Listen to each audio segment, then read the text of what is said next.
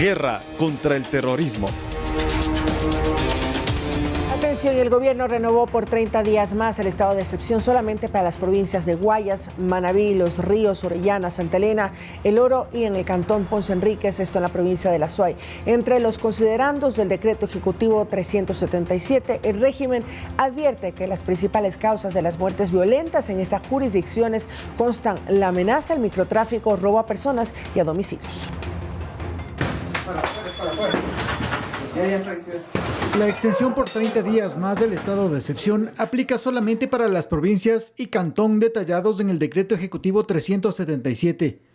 El ejecutivo argumenta que la intervención del bloque de seguridad en estas jurisdicciones va poco a poco brindando los resultados esperados en cuanto al combate contra la delincuencia y violencia criminal en Guayas, Manabí, Los Ríos, Orellana, Santa Elena, El Oro y en el cantón Ponce Enríquez en Azuay. Aparte de que se mantendrá en estas zonas la intervención permanente de Fuerzas Armadas y Policía Nacional, esta renovación del estado de excepción mantiene además la suspensión de algunos derechos, entre ellos a la inviolabilidad de domicilio, inviolabilidad de correspondencia y al de libertad de asociación y reunión. El bloque de seguridad ejecuta acciones continuas y con fuerza. Para argumentar la renovación del estado de excepción, el gobierno sostiene, sobre la base de informes del Ministerio del Interior, que las muertes violentas en el país responden en gran parte a las siguientes causas: amenazas con el 58.9%, microtráfico 31.4%, robo a personas 5.1% y robo a domicilios con el 1.3%.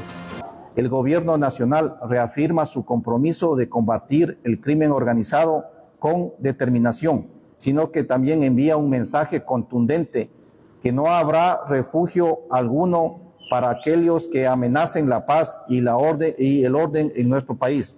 De acuerdo a la información oficial, estas motivaciones representan el 97% de la violencia criminal a escala nacional. Javier Ceballos, Noticias 7. Mediante decreto ejecutivo 367, el presidente de la República, Daniel Noboa, dio por terminadas las funciones del general Medardo Ángel Calero Silva como jefe de la Casa Militar Presidencial, quien ocupa ese cargo desde el 8 de mayo de 2023. En su lugar, el jefe de Estado designó al general Milton Rodríguez Rojas para desempeñarse como principal de la Casa Militar Presidencial tras ser seleccionado de una nómina de candidatos que presentó el Ministerio de Defensa. En un evento protocolario, el presidente condecoró al general Calero con el Gran Collar al Mérito y por otra parte felicitó a Rodríguez Rojas, héroe del CENEPA, para asumir las nuevas funciones. La Casa Militar Presidencial es la encargada de planificar, gestionar y controlar la seguridad de las máximas autoridades del país, además del círculo de familiares íntimos. Quiero agradecer al general Medardo Calero por el profesional trabajo que desarrolló al frente de la Casa Militar. Una labor que ha sido desempeñada con excelencia y con el riguroso cuidado que se requiere durante el conflicto armado interno que batallamos. En sus manos, general Rodríguez, queda la seguridad de las más altas autoridades del país y de nuestras familias. Tengo la certeza que su liderazgo continuará engrandeciendo a la Casa Militar y estrecharemos fuertes lazos de trabajo. Con un profundo sentido de responsabilidad y honor, asumo el cargo de jefe de la Casa Militar Presidencial, que desempeñaré con el compromiso de trabajar incansablemente por garantizar la seguridad y la integridad de nuestro presidente y de todas las autoridades y funcionarios que forman parte de esta institución. Quiero agradecer Asamblea Nacional. La Asamblea Nacional retoma las actividades legislativas luego del segundo receso anual y en el orden del día de la sesión de este martes, el Pleno va a posesionar a vocales suplentes del Consejo de Participación Ciudadana y a 2 superintendentes. Veamos la agenda legislativa para este reinicio de actividades. Los legisladores retornan este martes del receso y fueron convocados a sesión del Pleno. En la agenda constan 9 puntos a tratar, entre ellos la posición de vocales suplentes del Consejo de Participación Ciudadana y de los superintendentes de Economía Popular y Solidaria y de Competencia Económica. El Pleno conocerá además el informe para segundo debate de la ley reformatoria al Código Orgánico del Ambiente y el informe para primer debate del proyecto de ley de fijación de límites territoriales internos. Pero más allá de estos temas, el interés se centra en la continuación del juicio político a la ministra del Interior, Mónica Palencia, inicialmente con el proceso interno en la Comisión de Fiscalización, que quedó en suspenso por la vacancia legislativa. Bueno, el tema de seguridad es un tema complejo, que no se resuelve de la noche a la mañana, cierto es. En todo caso, también existe la facultad de los diferentes asambleístas de fiscalizar. No hay una persona que pueda venir en este momento y decirnos se va a solucionar el tema de la delincuencia, del crimen organizado, del terrorismo de la noche a la mañana. Cuando empiezas a ver un ambiente electorero por todas partes del país, todo lo que la ciudadanía espera de la Asamblea es legislar y fiscalizar. Algunos estamos encaminados en esa línea, otros en poner juicios políticos todos los días. También la Asamblea deberá pronunciarse sobre la situación de las interpelaciones políticas a los 3 exfuncionarios del gobierno del expresidente Guillermo Lasso y de la fiscal Diana Salazar. Nuestro interés es que 3 ministros del gobierno anterior, que tenían que rendir cuentas políticas ante los ciudadanos, rindan esas cuentas políticas, sin que eso signifique necesariamente su censura o su no censura. Todos estos temas pondrán en evidencia una nueva configuración de las bancadas políticas debido a cambios de algunos asambleístas de una tienda política a otra para postularse en las elecciones del 2025. Javier Ceballos, Noticias 7. El Gobierno Nacional, a través del Ministerio de Energía y de la Corporación Eléctrica del Ecuador, SOELEC, incorporará 788 megavatios de potencia adicionales para afrontar la emergencia energética y abastecer de energía eléctrica al país durante los periodos de estiaje, cuando disminuye la producción hidroeléctrica en el Ecuador. Vamos. Con acciones urgentes, el gobierno decidió enfrentar el severo estiaje que se avecina en un año catalogado como hidrológico atípico, que provoca los bajos niveles en las presas y puede dificultar la generación de electricidad. Por ello, se declaró la emergencia en el sector eléctrico del país e inició los procesos para adquirir nueva generación.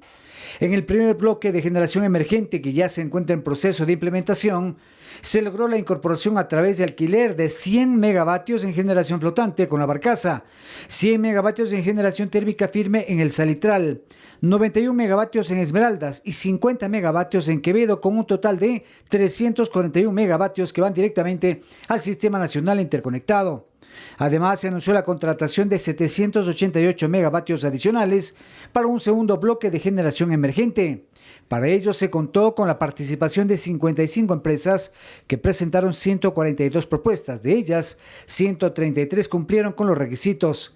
Así se contratará la compra o arrendamiento de nueva generación, que se ubicará junto a instalaciones de generación y transmisión de SELEC EP existentes y que cumplan con la capacidad eléctrica, facilidades de conexión y abastecimiento de combustible, disponibilidad de terreno, financiación y requerimientos establecidos conforme acuerdo ministerial.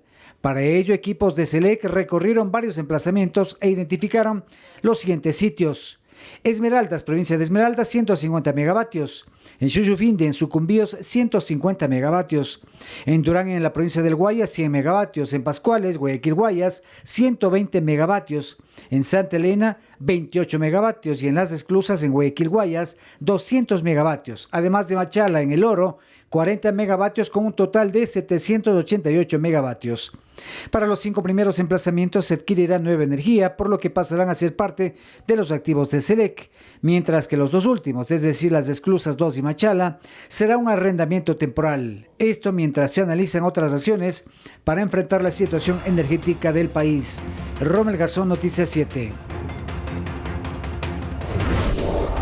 El proceso de recusación en contra del juez electoral Fernando Muñoz continúa vigente y aún no ha sido resuelto. Esto tras la confusión de que ya existía un pronunciamiento. Será el Pleno el que decida si Muñoz sigue al frente de la causa de violencia política de género en contra de Verónica A. o es separado, como solicitó la asesora presidencial Diana Jacome.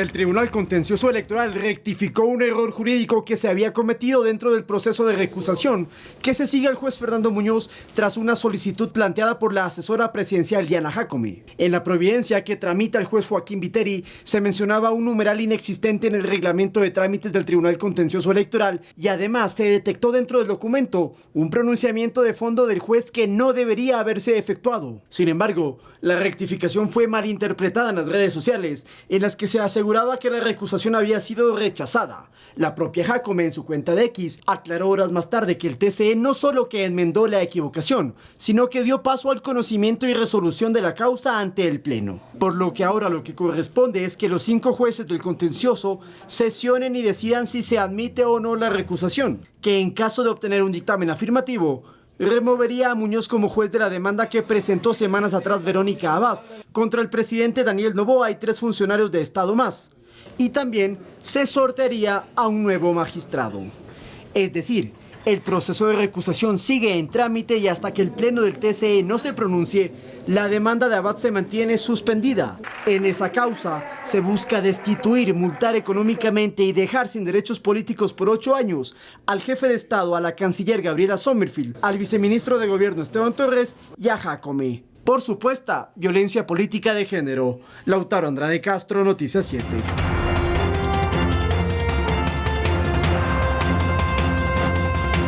Muy bien, vamos con más información y atención para los amigos televidentes y radioescuchas que están sintonizándonos en Loja, en Cuenca y en otros sectores del sur del Ecuador, porque si ustedes en estos días empiezan a notar que hay bastante humo en el ambiente, esto se debe a 3.000 incendios que se han registrado en la cuenca amazónica de Sudamérica en estos últimos días, y la cantidad entonces de incendios provoca humo que llega a nuestro país y esto puede provocar afectaciones a la salud. Es lo que ha reportado el INAMI, el Instituto Nacional de Meteorología e Hidrología, que indica justamente que estos incendios provocan este humo que, insisto, por exposiciones prolongadas puede ocasionar problemas y también reducir la visibilidad en las zonas afectadas. Es decir, si usted transita por las carreteras, podría haber una especie de neblina, que es este humo, bastante fuerte, por cierto, en sus partículas, que también genera incomodidad, y por ello, no sé si tenemos la otra imagen, hay ciertas recomendaciones que mencionan desde la Secretaría de Gestión de Riesgos para evitar que usted entonces tenga problemas producto del humo. ¿Cuáles son las recomendaciones? Rápidamente les digo: utilizar gafas y también mascarilla. ¿Dónde?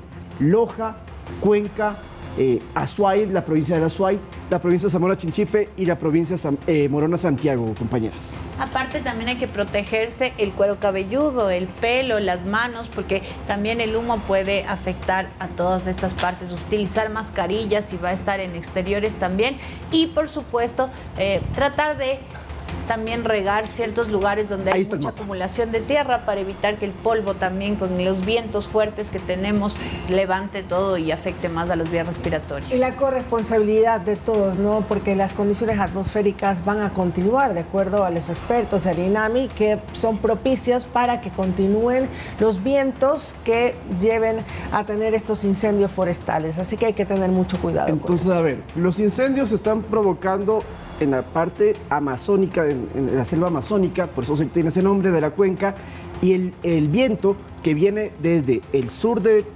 digamos, del centro de nuestro continente, la parte de Bolivia y la selva de Brasil, ese viento hace que llegue todo el humo, como estamos viendo con estas flechas amarillas, y llega justamente hacia el Ecuador. Vemos también que hay un círculo azul, que es toda la zona que estaría ocupada por el humo, entonces cubre gran parte de la Amazonía ecuatoriana, el sur también del Ecuador, el oriente de Perú, incluso llega a parte de Bolivia. Impresionante, ¿no? Y Brasil vemos también. Bueno, en Brasil sí, toda esa zona es generalmente amazónica, no hay muchos asentamientos urbanos. Manaus sí, una de las ciudades más grandes del Brasil, que sí está afectada por el humo. Y entonces estas son las imágenes satelitales que comparte el INAMI y que nos permite entender mejor cómo se produce este fenómeno. no solamente hay incendios en el Ecuador, son 3.000 en todo el continente. Así es, y las condiciones atmosféricas, como mencionaba, son propicias para que continúen los incendios forestales en nuestro país. Por eso los cuidados, la prevención y sobre todo la corresponsabilidad que tenemos para que no se sigan perdiendo tantos animales, hectáreas también de ciertas partes de provincias de nuestro país, como hemos estado viendo en los últimos días, ¿no? Sobre todo en la parte sur, en claro, Loja. Y de allí la ubicación también que tiene, por qué nos ayuda el gobierno peruano, ¿no? Varias veces nosotros también ayudamos a sofocar las llamas cuando están en límites fronterizos y también por eso ellos nos están ayudando en este momento, porque también podría afectar al Perú. Y justamente, Sofía, lo que estamos mencionando del incendio en el cantón Quilanga, provincia de Loja, vamos a hacer un repaso de las acciones por vía aérea que están haciendo Ecuador, Perú. También se están sumando bomberos colombianos y tenemos el último reporte de cuántas hectáreas han sido consumidas por las llamas de un incendio que todavía no se controla y que empezó el 23 de agosto pasado. Vamos a ver la nota. El incendio de Quilanga, Loja, aún sigue activo. Sin embargo, desde el viernes se lo combate por vía aérea para evitar que siga propagándose y se acerque a las poblaciones aledañas. Mediante la cooperación internacional, la Fuerza Aérea del Perú envió aeronaves que ya sobrevuelan las inmediaciones del flagelo para tratar de apagarlo. 2 helicópteros MiG-17 con el sistema Bambi Bucket y 2 aeronaves C-27J Spartan con el sistema Guardia. Ambas aeronaves son eficaces para el combate y extinción de incendios forestales. La flota aérea peruana trabaja en coordinación con las Fuerzas Armadas del Ecuador. Les agradecemos en nombre de nuestras Fuerzas Armadas y nuestro pueblo la presencia de ustedes de acá. Esperamos que se sientan como en su casa y muchas gracias por el trabajo que van a desempeñar. Según el último reporte, el incendio ha consumido más de 4.800 hectáreas de bosque de pino y pajonales. También 47 personas resultaron afectadas y 37 familias damnificadas. 3 personas heridas, que son 2 bomberos y un comunero.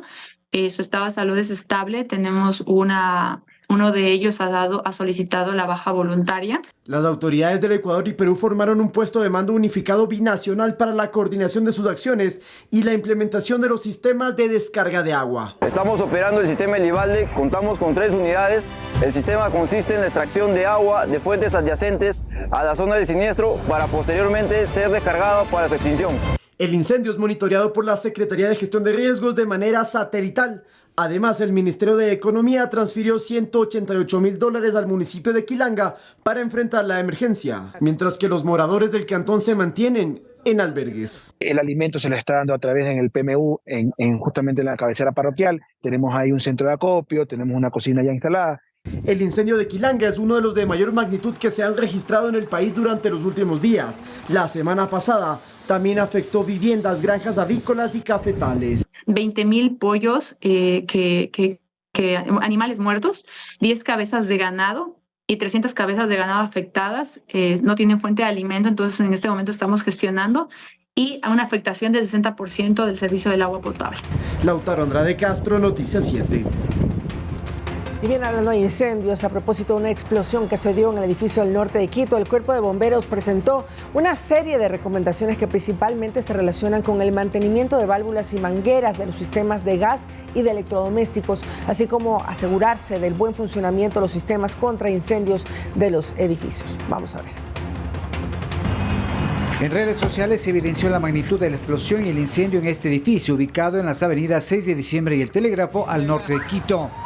El reporte de los bomberos da cuenta de que el siniestro se inició en el cuarto de máquinas de una secadora de ropa. Hace que esta acumulación de pelusas, también inclusive el material combustible de la ropa, los cobertores que nosotros tenemos en las secadoras, pues inicie rápido un incendio. Afortunadamente no se reportaron víctimas ni heridos graves, pero el evento sirve como un recordatorio urgente para las precauciones necesarias para evitar tragedias similares. En el caso del manejo de cilindros de gas, asegúrese de que no estén abollados o dañados antes de usarlos. Realice mantenimiento frecuente de válvulas y mangueras. Además, es vital instalar los cilindros en áreas bien ventiladas y alejadas de fuentes de ignición, como interruptores eléctricos y calentadores de agua. En edificios con gas centralizado es esencial realizar mantenimientos periódicos de las calderas y sistemas de distribución. Recuerde también realizar mantenimientos a los electrodomésticos. Cuando nosotros tenemos unas un material tanto en secadoras o en lavadoras como pelusas, pues estas son volátiles y son con partículas muy pequeñas, y obviamente esto hace que el incendio sea mucho más rápido porque hay una reacción más rápida entre esas partículas. Algo muy importante también es mantener en perfectas condiciones los sistemas contra incendios de los edificios. En caso de detectar una fuga, cierre inmediatamente la llave de paso principal, ventile el área y evite cualquier tipo de llama o chispa y comuníquese de inmediato al ECU 911. Rommel Garzón, Noticias 7. Ayer caminaba por ese sector, fui a mirar cómo estaba el edificio y efectivamente son 2 pisos que están prácticamente destruidos, uno que se ve desde los exteriores, la sala de máquinas y también una habitación que podría ser una cocina o sala, desconozco exactamente eso, pero están completamente quemados. Y además, otro dato que me pareció interesante y curioso es que en este edificio gran parte de las ventanas están abiertas. ¿Por qué? Por el humo que se generó, que ingresó al interior y que eso contaban los vecinos, que les provocó inclusive afectaciones respiratorias y también bastante temor.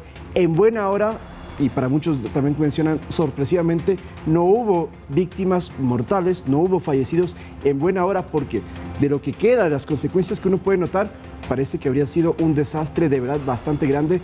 Se salvaron aquellos que vivían en ese lugar y justamente entonces no hubo muertos, heridos, pero no de gran magnitud, sino personas que, insisto, tenían algunos problemas respiratorios y que fueron atendidos y ya se encuentran bien.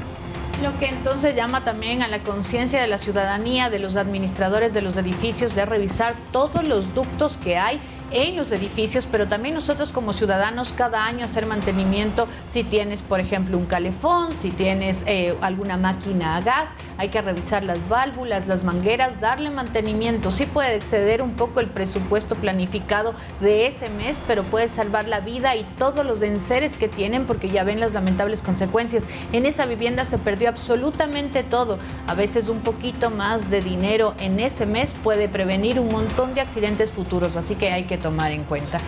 A mí me llama la atención el tema de también los controles por parte de las autoridades, que deben ser exhaustivos, porque sí es cierto, no tenemos la costumbre de llevar adelante la prevención, no solamente con los ductos, con el gas, sino el cuidado en general. Así que también los controles por parte de las autoridades, de los bomberos también, para que esto no se replique en otro inmueble, porque sin duda alguna hay algunos puntos que pueden ser muy críticos en la ciudad de Quito por la falta de controles y por la falta de prevención. Claro, puede pasar en cualquier lugar, la verdad. Es que esto en Quito y en otras ciudades, así que, y ha sucedido también, han habido tragedias. Recordábamos ayer con compañeros en el caso de Toronto, que fue un restaurante que un 24 de diciembre explotaron los tanques y allí sí murieron lastimosamente bastantes personas en Nochebuena. Pero bueno. Y al lado de una gasolinera. Sí, eso Imagínate fue lo que pudo haber pasado. Por eso hay que tomar en cuenta. En esta zona también hay muchos lugares donde también hay gas y válvulas y bombonas. Es más, en los centros comerciales que están al lado. Por eso hay que tener mucho cuidado. Ahora cambiemos de tema y les vamos a contar que en el Ecuador la afiliación voluntaria al Instituto Ecuatoriano de Seguridad Social, al IES, ha crecido en un 133% en los primeros 7 meses de este año, con 9.252 nuevas inscripciones. Y si se comparan con las 3.969 del mismo periodo en 2023, este aumento de 133% se debe, dicen en gran parte, al programa Afiliación Joven, que se lanzó en abril de este año, y ese programa lo que ha atraído es a 7.564 jóvenes de 15 a 24 años y se les ofrece cobertura de salud, jubilación temprana y crédito hipotecario con un pago mensual desde $52. Entonces, el programa de afiliación joven se ha implementado con una gran acogida, mencionan desde el IES, en 8 provincias. ¿Cuáles? Pichincha, Guayas, Manabí, entre otras. Y además, en lo que va del año, a escala nacional, se han realizado 936 eventos de promoción para activaciones, capacitaciones de empleadores, charlas, difusión, etc. Es entonces un programa que está atrayendo a bastantes jóvenes, valga la redundancia del nombre, para que puedan afiliarse al IES, obtener beneficios, pero también aportar económicamente a la seguridad social de todos.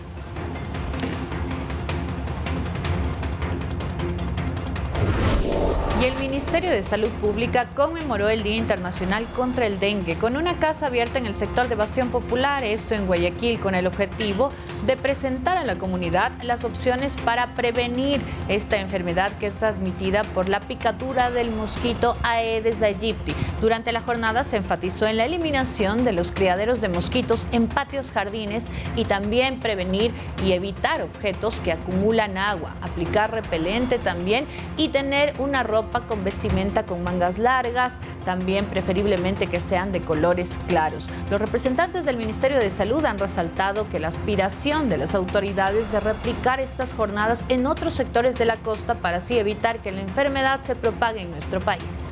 Cobra vidas del dengue también. EQ 911, ¿cuál es su emergencia?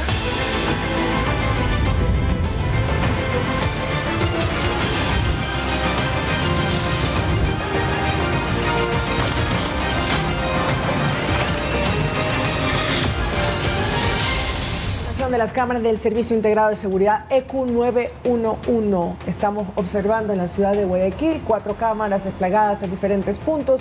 En la ciudadela Cobién podemos observar que en estos momentos está estática la cámara, no se ve ningún movimiento.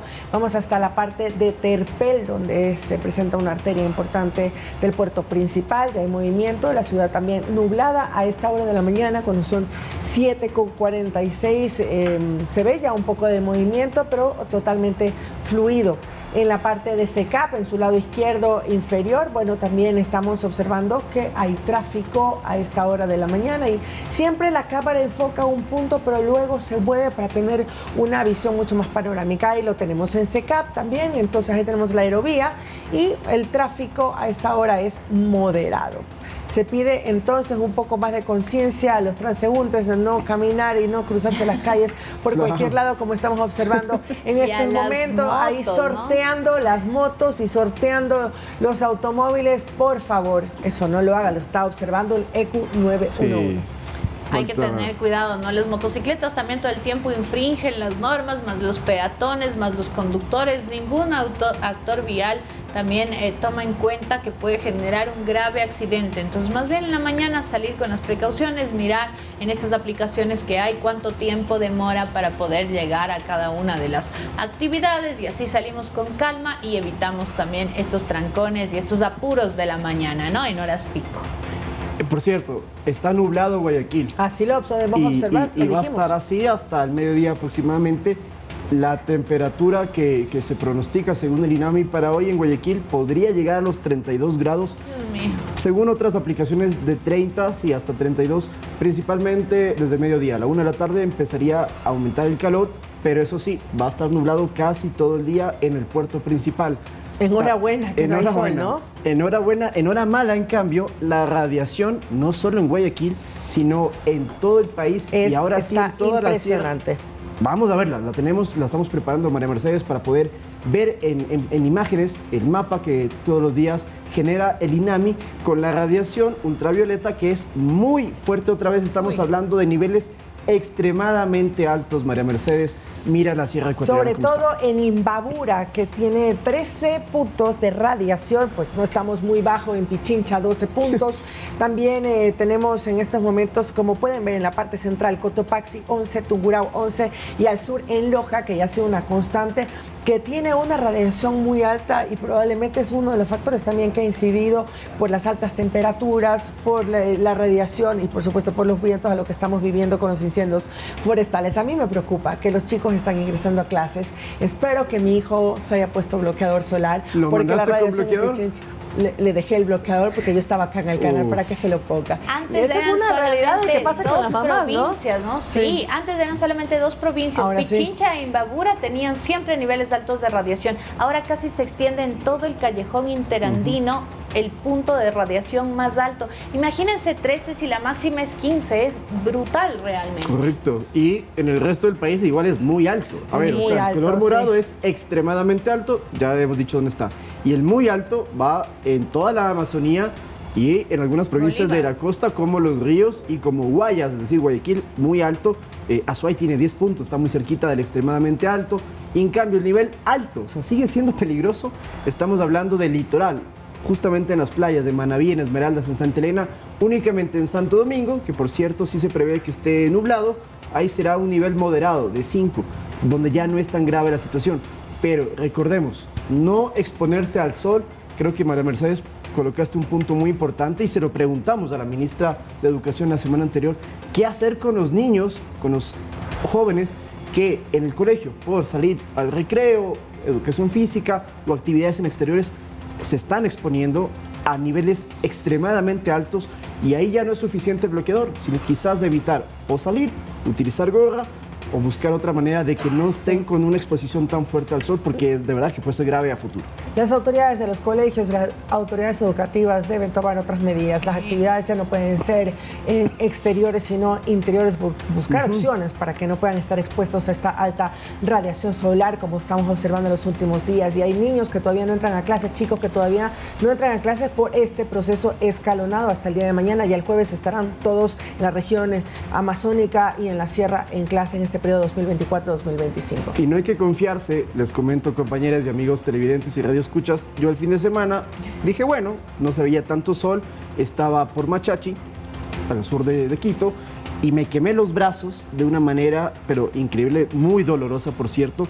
No recuerdo el nivel de radiación de esos días, pero sí creo que estaba bordeando los 10 o 11 puntos por no ponerme bloqueador, por no cubrirme y estar durante, qué sé yo, 2 horas al aire libre. Bueno, una quemada durísima que incomoda y que evidentemente puede generar manchas y otros problemas en la piel. Eso ya no se puede hacer en este momento. La piel se comienza a secar, no sé si les pasa, pero hay muchos reportes de gente, por ejemplo, que los labios les sienten muy secos, que las manos también les comienzan a picar, que cierta parte de la cara le ve un poco más reseca y por eso hay que hidratarse tanto. Para los chicos, el ojo seco. Entonces, cada cosa que sucede, ojos, oídos, la piel, los labios, también hay muchos cuadros de rinitis, sinusitis, y es precisamente por el clima tan seco. Por eso también hay que hidratarse bien y protegerse, porque nuestro cuerpo lo va sintiendo. El nivel de radiación es realmente muy, muy alto.